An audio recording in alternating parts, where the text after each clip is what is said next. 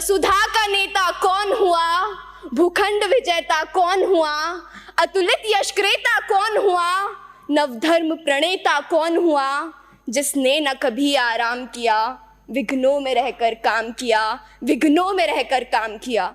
महान व्यक्ति का कहना था कि युवा के विकास की परिकल्पना उस वट वृक्ष के समान है जिसकी जड़ें हमारी पुरातन संस्कृति हो, जिसका तना हमारा लोकतांत्रिक मूल्य हो, जिसकी शाखाएं हो सबका साथ, सबका विकास और सबका विश्वास। युवा कौशल जिसकी पत्तियां हो, जिसे सींचे हम अपने परिश्रम से और फलस्वरूप हमें मिले विकसित विश्वगुरु Bharat.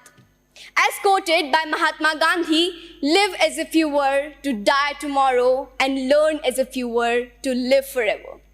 These words reminds us that education is not merely about acquiring knowledge, but continuous growth throughout our lives.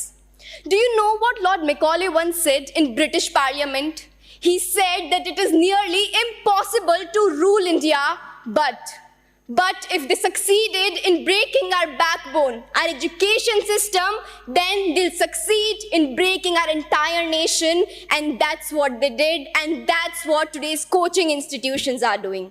They are prioritizing rote learning over true understanding, thus reducing education to a mere race for marks.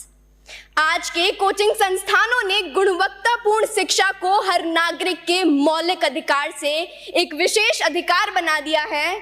चिंतित माता पिता की नजरों में ये coaching संस्थान पैसा छापने की मशीन बन गए हैं, जो छात्रों और अभिभावकों की असुरक्षाओं पर गिद्ध दृष्टि लगाए हुए हैं।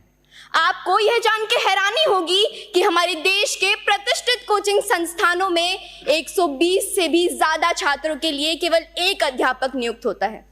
क्या यह पर्याप्त है?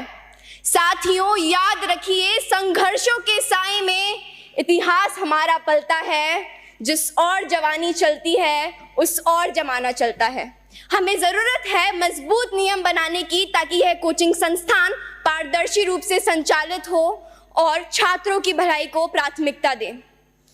हमें खुद से पूछना चाहिए कि क्या हम ऐसी शिक्षा प्रणाली को कायम रखेंगे जो गुलामी के कालखंड में साजिशन रची गई थी, या फिर हम एक नए रास्ते पर चलेंगे जो विचारों की विविधता का जश्न मनाता हो, हर व्यक्ति को स्वतंत्र रूप से सशक्त बनाता हो।